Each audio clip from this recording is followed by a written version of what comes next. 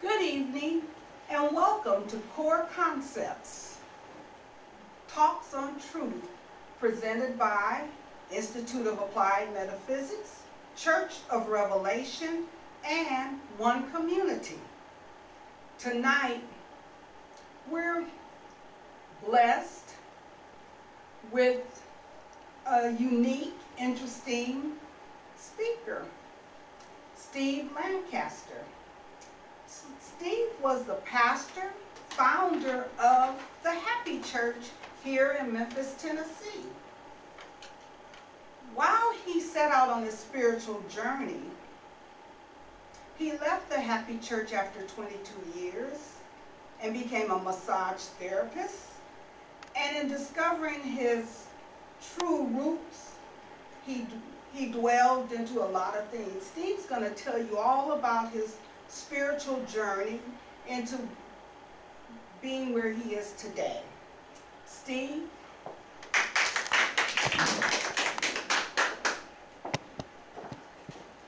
Thank you, Jackie. I appreciate the introduction. It's a real joy to be with you guys today. I appreciate the invitation from Jim Powell. It's always a privilege to share with others the spiritual journey that I've been on, and I'm sure there are many things that resonate with your own life as well. And I know that many of you are experienced in this path, sort of leaving the conventional mindsets and allowing yourself to explore and experience more of the divine outside of some of the limited cultural definitions that are imposed upon the divine experience.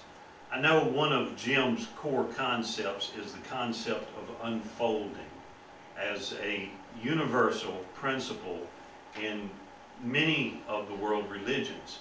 We are always unfolding like the petals of a rose. We're always growing. We're always having new experiences, and as the opening slide says, awakening choices confront us daily.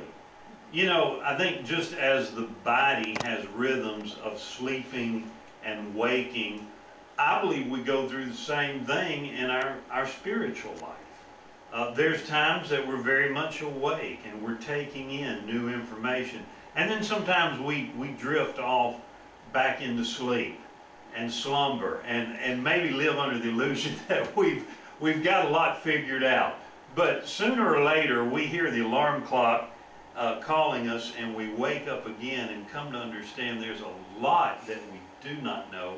And we are confronted with the crossroads, a choice of either taking the path to greater learning, greater respect for others, or staying on a narrow, confined path, which hopefully is not the choice of the world today. I believe there is an awakening taking place. I believe that in a massive way, people are coming to understand that a lot of polarities and conflicting ideas that we have held are irrelevant when we look at the cohesive, essential principles that bind us all together.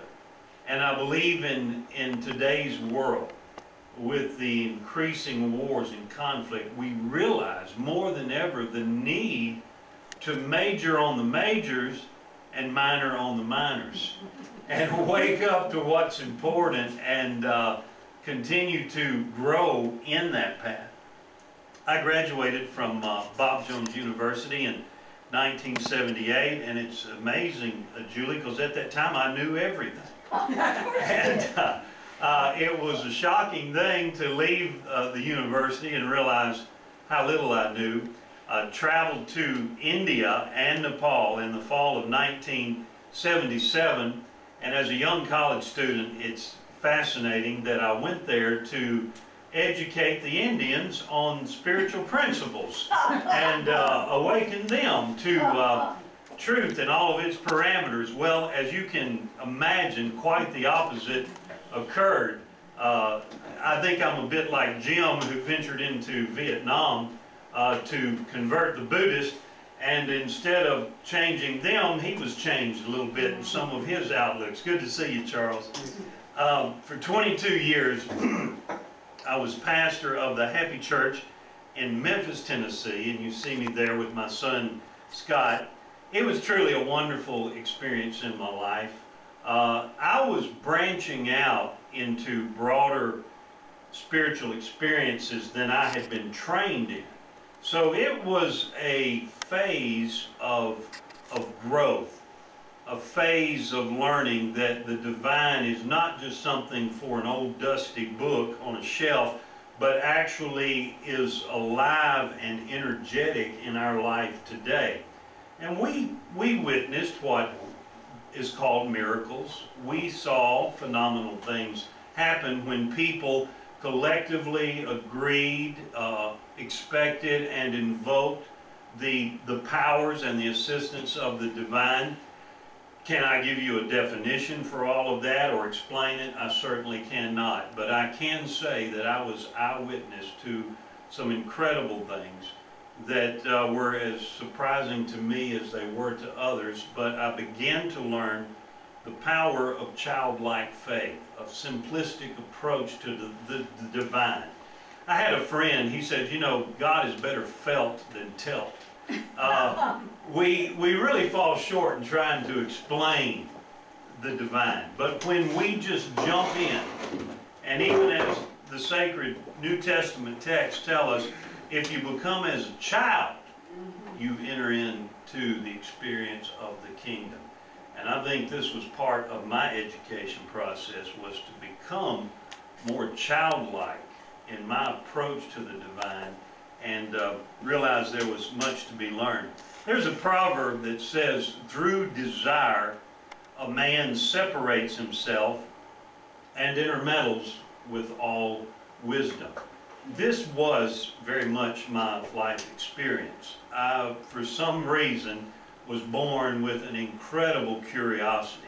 And I know they say curiosity kills the cat, but you know, it might help the cat get out of a burning building too. So it's a two-way street, and certainly we have to focus and guide our curiosities.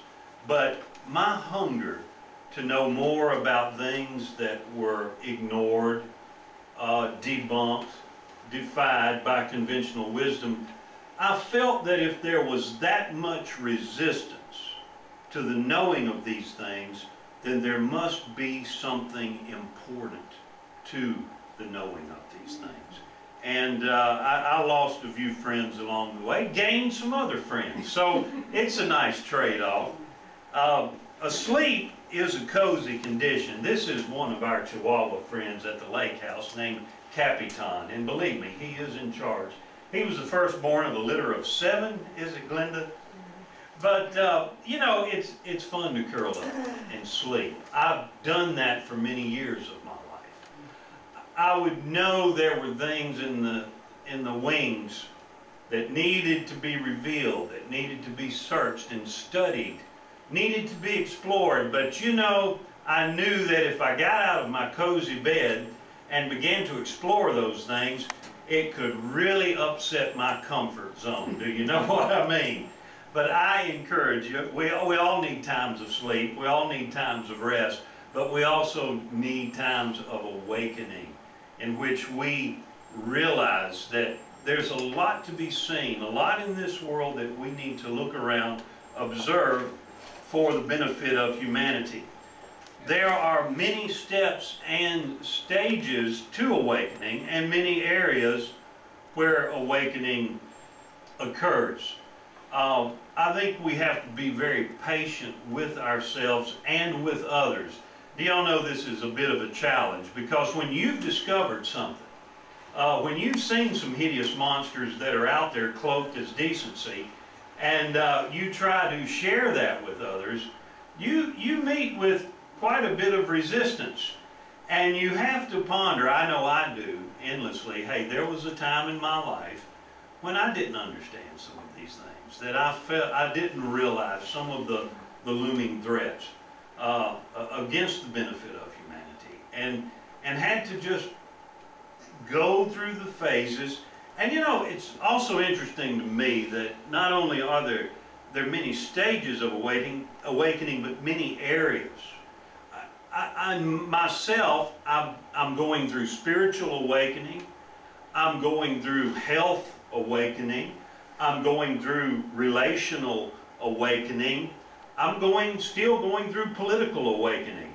I thought all these people in charge really wanted my good, you know. And somehow we have to understand that things aren't always as they seem, without becoming bitter, without becoming cynical, without becoming defensive, but persisting in knowing the truth and going through different stages. So I think it's important to get a grasp on that. Your pace is no disgrace, and you will arrive at your destined place. I think when we talk about awakening, it's important to realize that we all have a different pace. We can all run the race just as if we were to take a walk around Overton Park after our presentation. Some of us would want to really stride and go quickly. Some may want to run. Cedric, he'd probably be walking behind the pack. But anyway, we all go at different paces. And that's true intellectually, that's true spiritually. For many different reasons, certain things may frighten us. They may challenge us more than they challenge someone else to move past illusions and see the truth of the factor. But whatever the case, I think we need to continue the journey. Delays are not necessarily denial. Keep moving in the direction of what you love. And I think we've all hit roadblocks in our growth. I think we've all had seasons when it seemed that nothing was happening.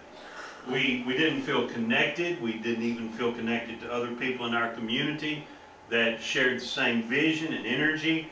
But this is where we must have persistence, because the seasons of stagnance, the seasons of delay are times when we are to kind of regroup, introspect a little bit, and prepare for the next thing that may be on the agenda.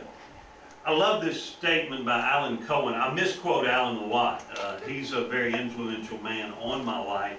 He says, "Your failures have not built a wall to your success. They have paved a road towards it." And I have a son that spent 2 years in prison and laden with felony charges, and I shared this quote with my son, and he said, "Dad, that one statement has meant more to me than anything I've ever heard. That my failures are not a roadblock to my success, but they are paving the road towards it." And you know, friends, I don't think anything in our life has happened at random. I don't think it's just been an accidental thing. I was sharing with Glenda while we were setting up. I said, "You know, Glenda, I had a photography job that only lasted for 3 months. But in that job, I was always having to set up. And I wondered, why have I had this experience? Well, it was preparation for things that I'm being called to do in the present and in the future. So all that we've experienced is part and parcel of our destiny. And I think realizing this is part of our unfolding. We can resent certain portions of life. Why did that happen? Why did this occur? But I think if we take a deep breath, we'll realize there's a reason for everything. There's method to the Maker's madness. We can all say amen. Any of you ever walked the beautiful labyrinth, prayer labyrinth? That's a great experience. I think life is like a labyrinth. And the labyrinth of life is best navigated with the compass of a sincere and open heart. You know, in the knowledge explosion we're in, it's a bit confusing. There is so much information, Charles, coming at us from so many different directions. But I honestly believe that if we keep an open and a sincere heart, we're going to be guided through the minefield and the maze of information to find those principles, truths, teachers that resonate with our heart And I think that's a key. If something doesn't really resonate with your heart, it may not be that it's not true, it's just not for you. Michael Beckwith, he says it's good not to call an energy good or bad, just say it's maybe not compatible with me at this time. And I think we do too much labeling when in truth the factor is it just isn't quite the energy that resonates with us at that stage of our unfolding. Alan Cohen says, if you think that there must be something more, then there must be something more. I love Alan's profound wisdom. And all of my life, I've had a sense and a feeling that there's something more. I would be given a package of information growing up in a local denominational church, and even as a child, I remember sitting there thinking, that's nice, that's some good stuff, but there must be something more. And all of my life, I'm plagued with this shadow that there must be something more. But to me, it's a blessing and not a curse, because it keeps me open and available to receive more information and experience. This picture here was taken in my trekking through Nepal in my college missionary days. Swami Beyondananda, I'm sure y'all have heard of Steve Berriman and the humor and wisdom he conveys. The best way to face the unknown is by not knowing. There's a lady that wrote a book I heard lecture on the internet, and she talked about being addicted to certainty. And I think we do have a problem in America of being addicted to certainty. We want to know exactly how it's going to play out. When we have a package of beliefs or ideas, we want to know that that is exactly the way it is. There's no deviation from it. And if you think about it, come on folks, what in life are we really certain about? I have a plan for this evening with Glenda. We're not certain about life. We're not certain about what challenges and changes it will present us. I think we would be better to be flexible than to be so fixed. To be changing rather than to be so concrete. And this is true in our thinking and our ideas as well. I love this statement by Michael Beckwith: surrender to your next phase of unfoldment. Resistance is like holding up your hands to an oncoming train. You know, maybe you've all fought a new level of knowing that I call spirit is leading you into. Maybe a broader acceptance of different religions and different faith ideas. And it's a little frightening because you feel like you're a traitor to the things that you have held and that others have taught you. And then there's always the fear factor that's put on us in different groups. You know, culture comes from the root word cult. Every culture is a cult. If you worry about getting into a cult, you're already in one, all right? And every culture sort of demonizes the other. This is the mind programming we all grow up with. And it's challenging. But you know, when you begin to unfold and Spirit shows you a bigger picture, a greater acceptance of your human family, there's no need to fight it, Julie. Because that unfolding, I believe, is something occurring on a global scale at this time. And I believe it's initiated more than by any boardroom or group of men or teachers. No one owns this movement of awakening. No one owns it. No one is the president of it. It is happening by virtue of, I believe, an energy being released to us now. And I'm very excited about that, and I feel that it's going to take time. You say about the time that paint dries, it's going to take longer than that. But it is happening, and you and I know, although we do not feel free to talk about everything we're learning and experiencing with everyone, we are freer than we have been to share many things. And that is my hope, and that is my encouragement. The path to which we are guided is the place in which we are provided. Now, it was very frightening for me when I left the securities of a paid position in the ministry had a home near the golf course, had car expense paid, had utilities paid, had nice bonuses at Christmas time.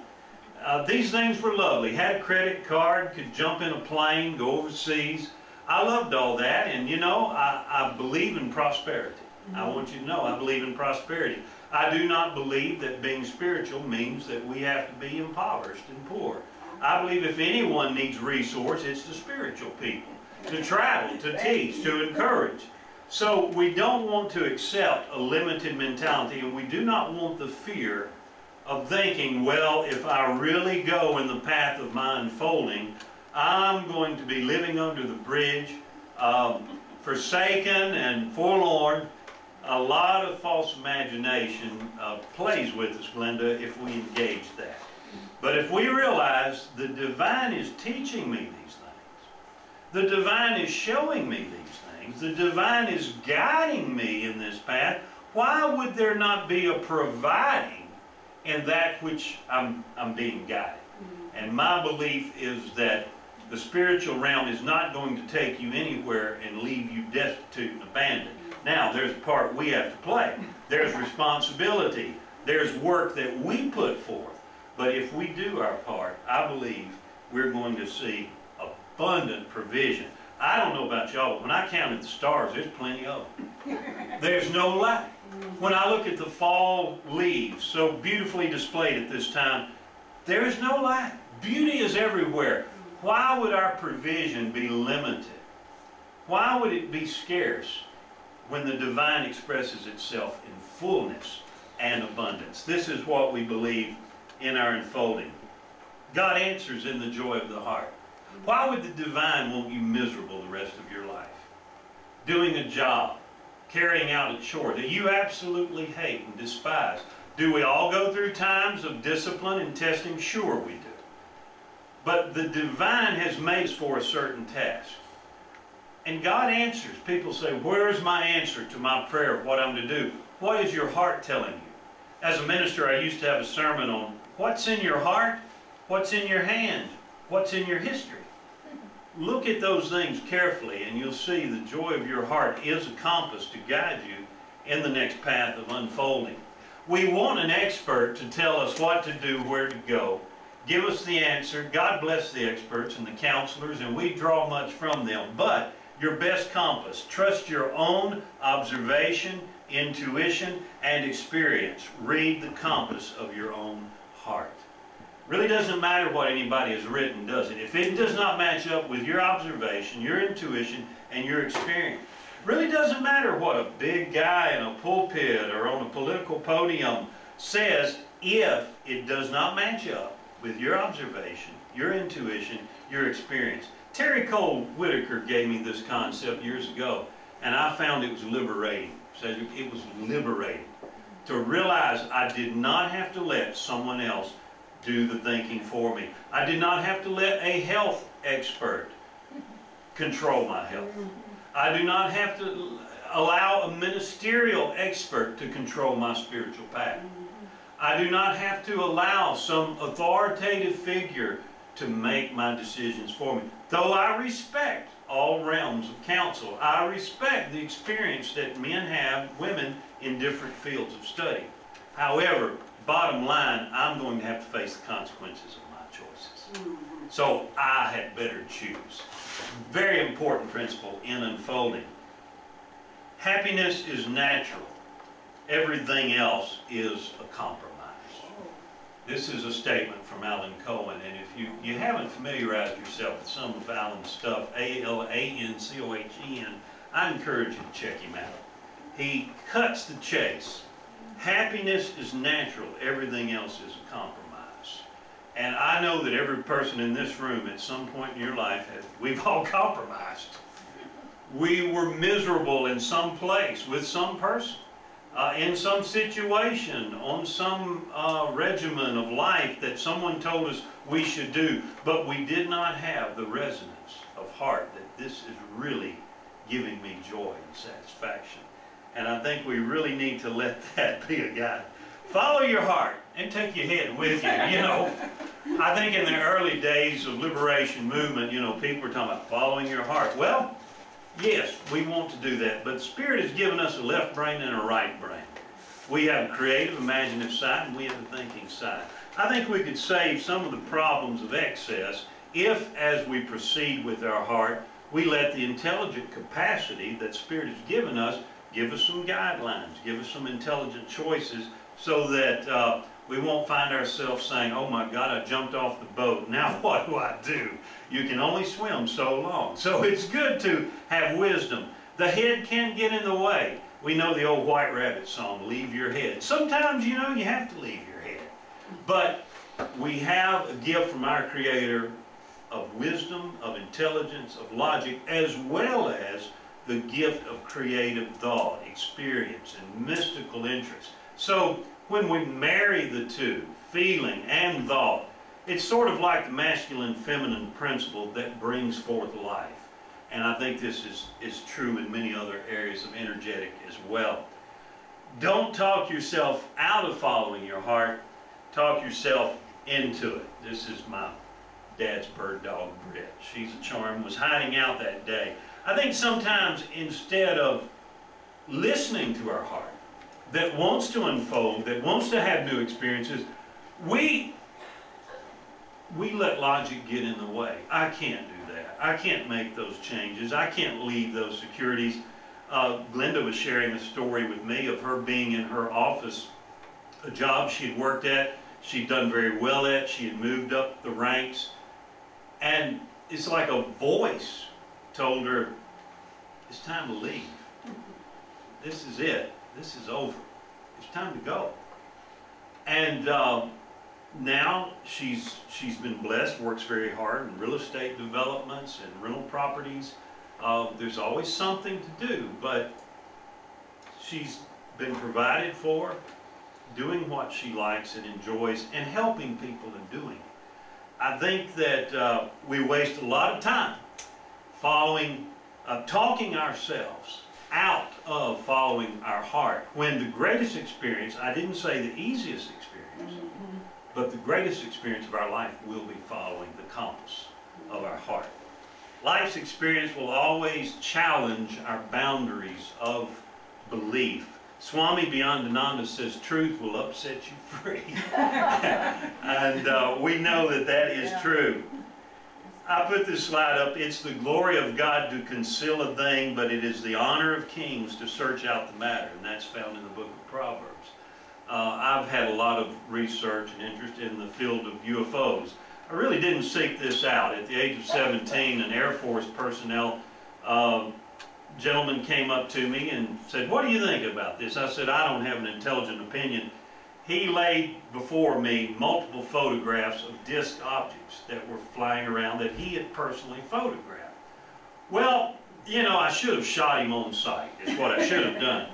But no longer the rest of my life could I ignore that reality. Now, did I have all the answers about it, the origins, what I was looking at? No, I didn't. But I knew something was there. And no one from that day forward would talk me out of the fact. I don't believe it. I know it, that reality exists.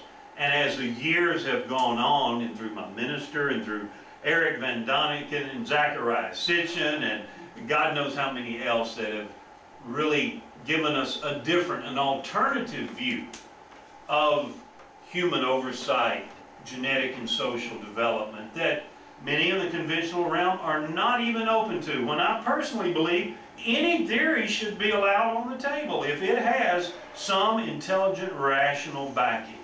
You know, when I watch a video I was sharing with Glenda just the other day of multiple high-level military personnel in the Disclosure Project by Dr. Stephen Greer, and I know many of you have seen those videos. Intelligent, credible men say, yes, absolutely. We saw them on radar.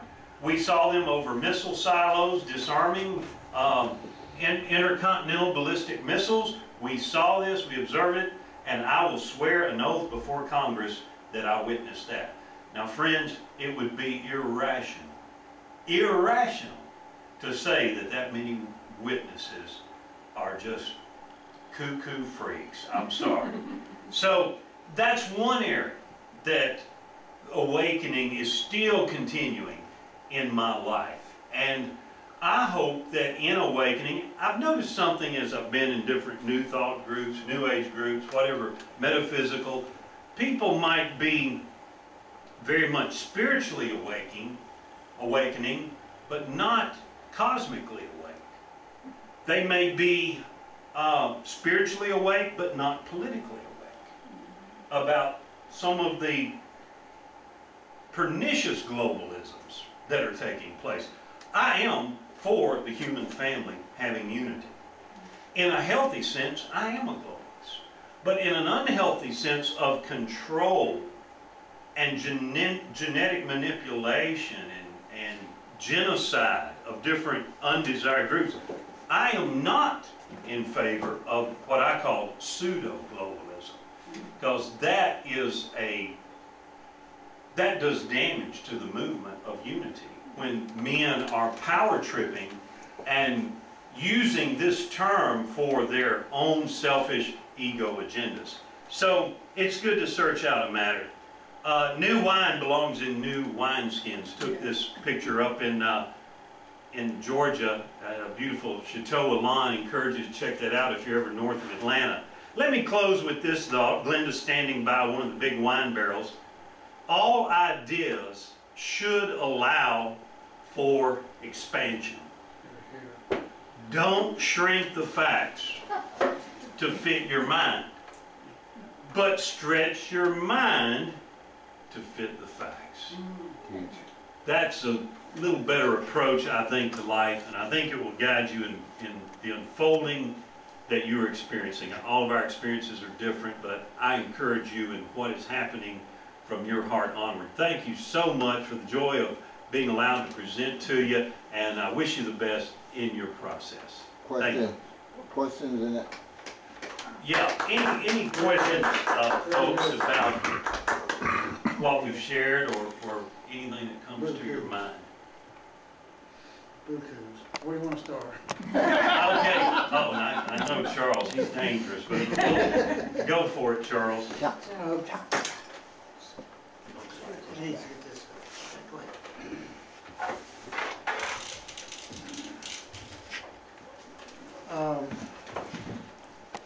I don't know where to start.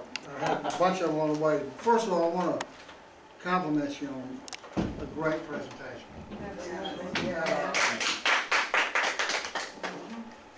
You know, you hear these things, you can't hear them enough. Right. And especially when they're presented with force and passion, that's, you know, you can't deny the honesty of your feelings when you're making these statements. That's sadly lacking so often in presentations. It's not with you.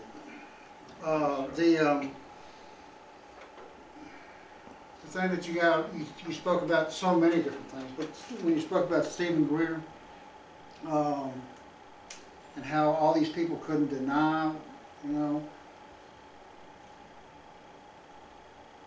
more and more people here in this room are even become, you know, a part of this, and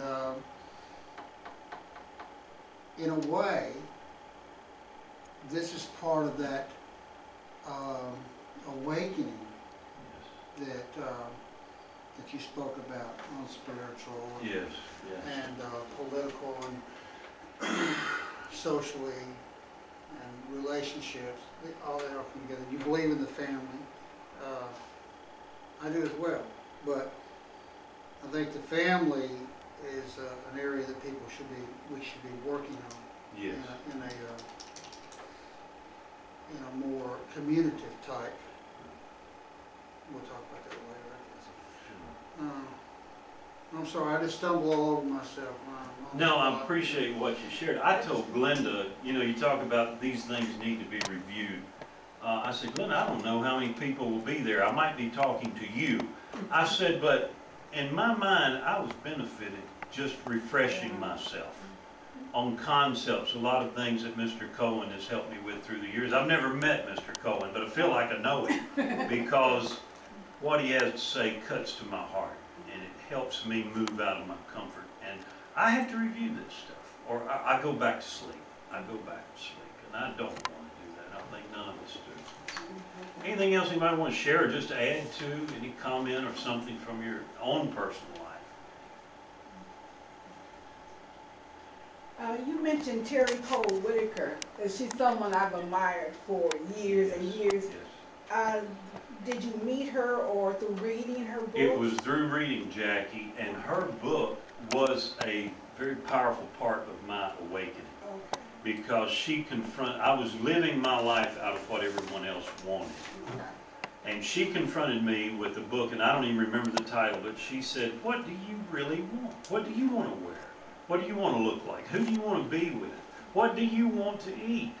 And she asked me some simple questions that honestly, I was living at that time out of what I thought somewhat self-realization, but still filtering everything. Well, how do people want me to behave? And then she said, analyze the they that you're worried about. How many are they in a world of billions? Make a list of them. Her book was probing. Yeah. And I thought, you know, the theys that I'm worried about, there's not that many people. and Jackie, she helped liberate me. Yeah. She helped liberate me. She had Her death. A television show in Los Angeles in the early 80s. She came on early in the morning, weekdays. And every day there was someone different, similar to this, but telling their story of how they had changed their life usually when their back was up against the wall, people coming, divorce, no money, Right. about to be thrown out, and then the name of it is There Is a Way. Yeah. Yeah. That's good. And yeah, so she's someone I've admired, and this is really the first time I've heard you speak, but it's given me your quotes, how everything came together is just very interesting, and there are similarities in our path. Interesting. And as I said, guys, I love to share and present. It doesn't matter to me how big or small the group. I have some cards. If you would, like to get a card, contact me. Yeah. I speak in home, coffee shop, anywhere, everywhere, because I believe, as Charles said, this awakening it's now. Yeah. And I want to do my small part to contribute to easing the tensions that people feel of getting out of their box and accepting things that they know it's real. Their heart knows it, but their head, that cognitive dissonance, when we knew something, but we were still sort of restrained by culture, by family, by fear, intimidation. So it's great to break out, and if any way I can contribute to that. I came from very rigid religious background, and not everyone can relate because they weren't given all those impositions. They were allowed a lot of freedom of thought. I really wasn't. So it was a battle for me all the way to express my unique search, curiosity, and expansive experience. And it's great, though. I wouldn't take anything for the journey. I wouldn't take anything for it. And I'm still excited. What's next? Yeah. This last quote you have here is predominant in archaeology today, and religion, and so many other fields that they're being bottled to make their discoveries fit the accepted concept. From what, so that's a big part. But this another thing on this awakening, like the 100 month. You're familiar with that 100 Yes. monkey Yes. thing. But I found Steve, that there's three classes of people. There are those that are awake or somewhat awake, and then there are those that refuse to awake, and there's others that you know, just fight against everybody else. There's three Right, classes right, of people. There's not to awake and asleep. There's others that are doing their best to keep people asleep. And but I really enjoyed your presentation because you put joy in it. You know, you make it happiness is what you call it, a right, and everything else is a compromise. Boy, that's a statement that'll knock you between the eyes. Won't it? That's when I have to start writing them down. Well, guys, if you're not a friend of mine on Facebook, just go, I think I got a security thing I need to drop though, but Steve Lancaster, I'm on in Olive Branch, Mississippi. Usually I post when I speak somewhere. And so if I ever get an invitation, sometimes I've spoken at Mary Ellen's That's how I found out about it. conferences, and I'll put something up. And but just great knowing you guys, and I've seen you at different times, but a real joy to share with you. And Jim will let you know when this is going to be available. Yeah. online. great, Which that's is fantastic. That's really exciting, and Well, definitely. I just thank y'all for coming out Yeah. and sharing your time and your thoughts and the good energy that you've encouraged me with. And I appreciate it. And like I said, if you need a card, here's some cards available. Just take one, and I appreciate it if you would refer us to Please. other opportunities that we can get out here and beat the drum a little bit, so to speak. Because we all need it. And we need to give and we need to receive in this movement. We really do. Thank you very much. Anything else, Jackie or Cedric, that we need to? Thank you. Yes, sir. Anytime. All right. Every time. Charles, Yes. before you go, let me ask you a quick No, question. no, no, no.